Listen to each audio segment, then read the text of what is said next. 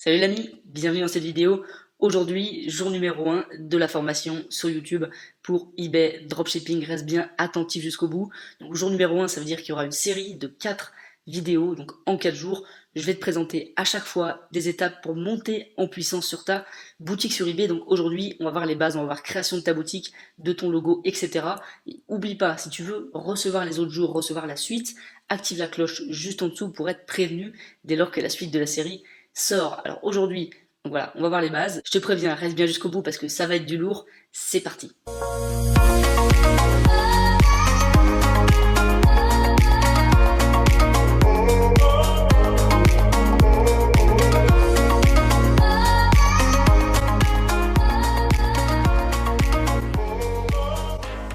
Donc bienvenue à tous ceux qui nous rejoignent et qui veulent faire du dropshipping sur eBay. Là on va vraiment voir les bases, donc c'est l'étape 1, comment tu vas pouvoir tout mettre en place pour démarrer. On va voir ça ensemble, c'est comme une mini formation, donc tiens-toi prêt, reste bien jusqu'au bout.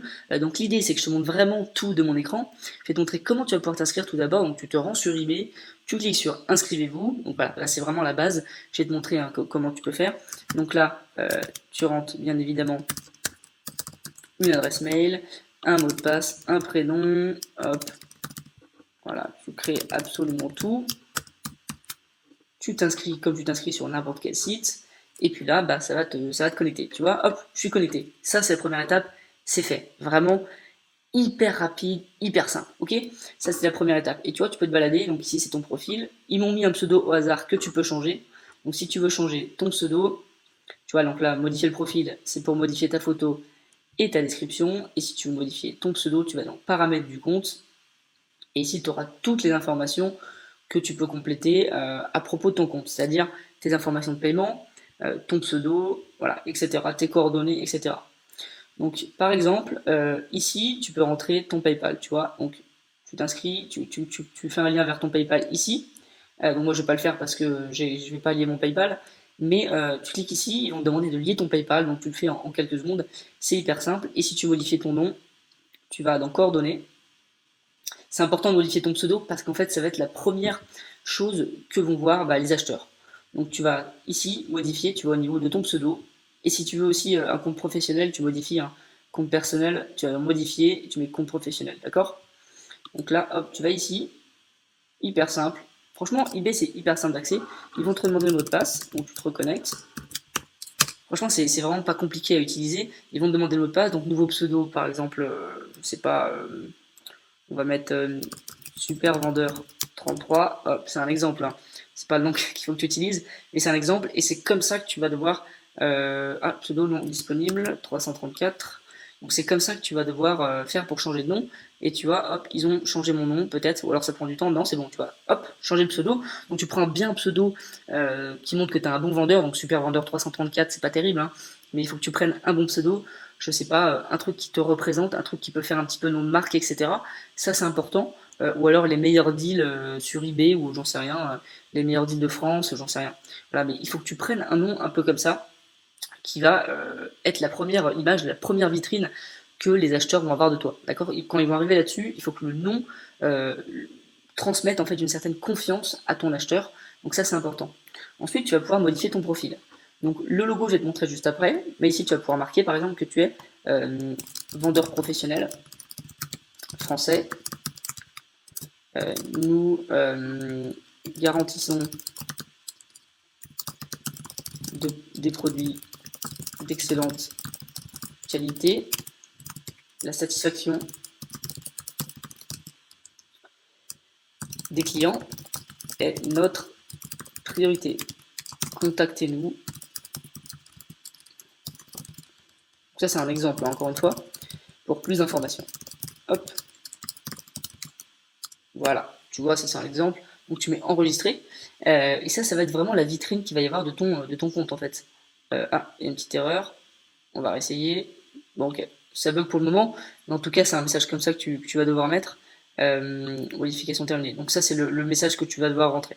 Là, il y a eu un petit bug, je sais pas ce que c'est, mais en tout cas, c'est comme ça que tu vas devoir faire. Ensuite, tu vas aller sur Canva et tu vas taper Canva Logo. Donc Canva Logo, c'est un site qui va te permettre de faire des logos très rapidement, très facilement et de manière en quelques secondes, parce qu'il y a des logos qui sont déjà préfaits en fait.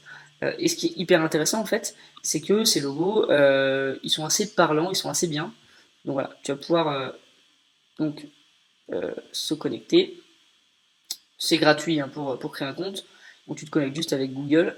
Donc comment ça fonctionne Canva? Donc tu vois, quand tu es là, hop, tu vas avoir en fait ce carré blanc qui est là et tu vas avoir plein d'idées de logos ici sur le côté. Donc toi, tu vas pouvoir choisir un modèle de logo et tu vas pouvoir le modifier pour créer ton propre logo. Donc n'hésite pas à aller chercher des images libres de droit sur Google, etc. pour le compléter et à pas simplement prendre un logo et modifier le nom. Voilà. Il faut aussi personnaliser un petit peu le truc. Donc tu peux aller prendre d'autres choses à côté, à gauche, à droite, ou fusionner les trucs et créer ton petit logo à toi. Là, pour exemple, on va prendre un truc assez rapide. Donc par exemple, l'exemple de celui-ci. Je vais te montrer aussi comment tu pourras rajouter des éléments aussi à côté, mais l'idée c'est de faire un truc propre, joli, avec déjà un modèle prédéfini, mais de rajouter des petites touches personnelles. Donc par exemple, imaginons que, je sais pas, tu veux faire voilà, une boutique où il y a que des habits. Hein, d'accord. Alors moi je conseille pas forcément d'être dans une niche, hein. Moi je suis dans du généraliste sur eBay, et je conseille de faire du généraliste, c'est-à-dire de faire tout type de produits qui se vendent bien, et pas d'être forcément dans une niche, mais des grandes niches telles que la mode, ça peut être intéressant aussi de le faire, parce que les personnes qui vont aller sur ta boutique vont potentiellement prendre d'autres produits, d'accord. Les petites niches par contre je recommande pas, parce qu'au bout d'un moment les produits vont s'épuiser, tu n'auras plus beaucoup de produits à vendre. Donc par exemple tu fais ça, et puis là je sais pas, tu vas faire des recherches dans les éléments pour voir. Alors on va aller dans les éléments. Les éléments, c'est une petite forme, etc. que tu peux rajouter. Par exemple, si on rajoute mode, ah, mode, on va pouvoir voir s'il n'y a pas de petits éléments. Tu peux rajouter, il y a des éléments qui sont payants, donc évidemment ne les achète pas. Il y a largement de quoi faire avec la version gratuite. Donc si on met chaussures par exemple, tu vois, tu vas pouvoir rajouter des éléments comme ça sur ton logo, qui vont des éléments peut-être intéressants à utiliser, tu vois, par exemple comme ça, hop, et avec ça. Là, c'est encore une fois, c'est un exemple, hein, donc ne te fie pas forcément à ce que je fais, recopie pas exactement ce que j'ai fait, mais tu vois, voilà, tu peux personnaliser un petit peu le truc, et puis après tu mets télécharger, donc tu fais télécharger ici, et tu mets en PNG, d'accord, parce qu'ils vont te demander, tu vois, PNG, donc ça fait un arrière-plan transparent, et ça va te permettre en fait d'avoir le logo sur ton ordinateur. Donc une fois que tu l'as téléchargé, il va être dans tes documents, tu vas cliquer sur modifier le profil, ici, et tu l'ajoutes depuis ton ordinateur. Donc tu auras un logo, tu auras ta description, etc., comme on l'a vu tout à l'heure. D'accord. Ensuite, de retour, donc ici au niveau de ton profil, donc j'ai été ici, paramètres du compte, tu vas dans tes adresses, et ici tu vas remplir tes coordonnées, donc ton adresse, etc. C'est important si tu as des retours de tes objets personnels, etc., ou si tu fais des achats, eh bien ça va être envoyé à cette adresse-là. Donc mets bien ton adresse, tu mets ton email, etc. Le numéro de téléphone, t'es pas obligé. Par contre, quand tu seras professionnel, tu devras le faire. En attendant, t'es pas obligé. Mais mets au moins ton adresse et ton adresse mail, c'est important. Si jamais tu rencontres un problème avec ton inscription, avec ton compte, avec n'importe quoi, qu'il y a un bug, qu'il y a une information que tu n'arrives pas à rentrer, que tu n'arrives pas à lier ton compte PayPal, avant d'aller voir sur les groupes Facebook, de mettre des commentaires partout, sur YouTube, etc., va chercher par toi-même. Google est ton ami, eBay est ton ami aussi. Il y a une page d'aide juste ici, donc tu vas dessus, il y a absolument toutes les informations que tu veux par rapport à ton problème, donc tu cliques juste sur le problème que tu as, si c'est par rapport à la vente, aux frais, à ton compte, etc. Et ensuite, tu pourras les contacter par chat, par téléphone et par email. Donc vraiment, tu as toutes les informations sur eBay. Donc avant de demander à tout le monde, il y a un bug, etc., fais-le par toi-même, fais ta recherche sur cette page d'aide qui est très utile. Aussi, quand tu viens de t'inscrire sur eBay, prends un petit temps pour bien comprendre et regarder ce qui se passe. D'accord. Donc là encore, je suis dans les paramètres du compte. Ici, il y a des éléments importants que tu vas devoir étudier. Par exemple, il y a les évaluations. Donc c'est ici que toutes tes évaluations seront tout simplement mises. Donc les évaluations que tu as eues, les évaluations qui sont en attente, etc. Donc prends bien le temps de comprendre ce que c'est. Si tu n'as pas l'habitude d'eBay, c'est important aussi de bien comprendre le site sur lequel tu es. Mais ce qui est important, c'est que sur eBay, il y a des règles à respecter.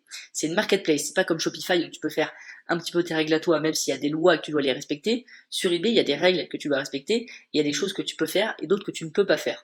Donc vraiment, l'important, c'est que tu étudies un petit peu ce que tu peux faire, etc. Donc, par exemple, le truc le plus important, c'est mon eBay. Mon eBay, c'est vraiment un récapitulatif de tout ce que tu fais, de ton activité, etc., que ce soit en termes d'achat ou de vente. Par exemple, il y a les enchères en cours, c'est toutes les enchères que tu es en train de faire, que tu es en train de suivre, etc.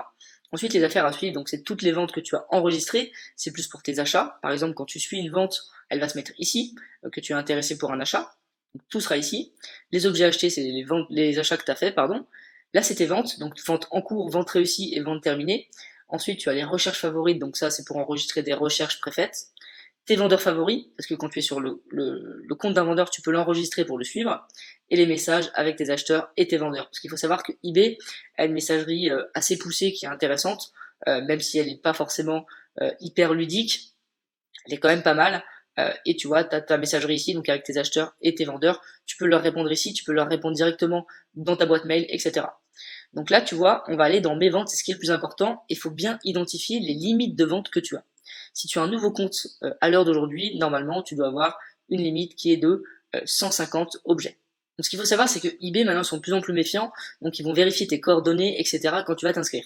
Donc là, par exemple, ils me demandent mes coordonnées, donc je vais les remplir, et ensuite on passe à l'étape d'après directement. Donc quand tu as rempli tes coordonnées, tu arrives ici. Ici, c'est l'aperçu de tes ventes. Donc c'est hyper intéressant, il faut bien le comprendre. L'aperçu de tes ventes, qu'est-ce que c'est? Tu as le total de tes ventes sur 60 jours, tu as les objets invendus, c'est les objets dont les annonces sont terminées que tu n'as pas vendus, tu as les ventes réussies, c'est les ventes que tu as effectuées, et tu as les ventes en cours, c'est toutes tes annonces qui sont en cours. Ok? Ici, tu as les ventes qui sont programmées, les brouillons, vendre un objet, donc c'est pour créer une annonce, et encore tu as les ventes en cours, ventes réussies et objets invendus. Ici, tu as tes limites de vente, donc enfin entre guillemets, puisqu'en fait tu as 150 annonces gratuites par mois, ce qui veut dire que tu as le droit de mettre 150 objets. Attention, c'est 150 quantités. Si tu mets 10 objets avec 15 de quantité, tu n'as plus d'annonce possible. En gros, tu as le droit à 150 quantités, donc fais bien attention si tu mets 10 objets, de ne pas mettre 15 de quantité ou 10 de quantité parce que ça va te prendre 10 fois plus en fait. Donc tu peux mettre 150 objets avec une quantité, 10 objets avec 15 quantités, etc. C'est à toi vraiment de choisir comment tu veux faire ta stratégie, mais attention parce que tu vas être bloqué après si tu en mets trop. Si tu te comportes bien, que tu fais des bonnes ventes, etc., eBay, ils vont lever tes limites de vente et ils vont te dire, voilà, maintenant vous pouvez mettre plus d'objets, vous pouvez en mettre 200, 300, et vous pouvez vendre plus en termes d'euros, puisque normalement là c'est 150 annonces et 3000 euros maximum, d'accord? C'est déjà intéressant, tu vas pouvoir commencer en tant que particulier, t'as pas de boutique à payer, etc. Et ça, c'est un super avantage, parce que tu vas pouvoir tester, tu vas pouvoir tester le business model, le process, etc. Donc voilà, c'est comme ça que ça se profile. Et l'idée là vraiment, c'est de bien comprendre la stratégie. Là, tu vas pas mettre en vente des objets directement. D'accord? Puisque là, en fait, comme tu viens de créer ton compte sur eBay, ils vont se méfier un peu de toi, ils vont se dire, est-ce que ce vendeur est fiable? Est-ce que c'est un bon vendeur? Donc ils vont se dire, on va le tester, on va voir ce qu'il va faire. Donc si tu pars en dropshipping directement, eh ben ils vont t'envoyer un mail, hop hop hop, qu'est-ce que tu fais toi là? Je te vois, tu démarres d'une manière bizarre, etc. Est-ce que tu as vraiment les objets? Donc donne-nous une photo de ta carte d'identité avec l'objet à côté ou donne-nous une facture, etc. Donc là tu seras grillé directement et tu vas mettre du temps à récupérer ton compte, etc. Parce que si tu n'as pas la facture, c'est compliqué, tu vas devoir acheter l'objet, etc. Donc l'idée c'est vraiment que tu démarres d'une manière beaucoup plus smart, donc intelligente, et même si ça prend un peu plus de temps, que ça te permette de démarrer sur de bons rails et de vraiment décoller. Donc là, tu as zéro avis, zéro vente. Ce que tu vas faire, il y a plusieurs solutions, et on en parlera dans la prochaine vidéo où vraiment je vais te montrer comment tout faire. Donc tu vas faire obtenir des avis positifs. Donc comment est-ce que tu vas faire? Tu vas faire soit des petits achats pour obtenir des avis des vendeurs, soit tu vas vendre des objets que tu as chez toi. Numéro 2, tu peux aussi acheter des objets en stock et les revendre. Parce que là, tu auras les objets, tu auras la facture, etc. Donc tu vas pouvoir prouver à eBay que c'est bien des objets que tu possèdes. Parce que eBay, ils aiment bien que tu possèdes les objets. C'est pas interdit du tout le dropshipping, ok? Mais ils aiment bien que tu possèdes les objets. Après, si tu es un dropshipper et que tu le fais bien, ils seront contents également. Mais au tout début, tu peux pas faire ça. Il faut vraiment que tu montres que tu possèdes les objets pour démarrer, etc. Donc tu vas obtenir entre 5 et 10 avis positifs et faire entre 5 et 10 ventes, c'est ce que je conseille avant de démarrer en dropshipping. Il y en a qui réussissent à démarrer en dropshipping directement et ça passe, mais c'est rare, donc fais vraiment ce process-là, c'est hyper important. Donc je vais te montrer dans la prochaine vidéo comment obtenir des avis positifs, comment obtenir des ventes rapidement, donc en moins d'une semaine. Donc là en tout cas c'est fini pour cette vidéo, c'est vraiment le début, comment ça fonctionne, etc. Mais l'idée c'est vraiment que là tu commences à avoir des avis, à faire quelques ventes domestiques, comme on appelle ça, et ensuite tu passeras en dropshipping. Donc on se retrouve dans la prochaine vidéo, oublie pas d'activer la cloche et reste bien éveillé pour le prochain épisode. Salut!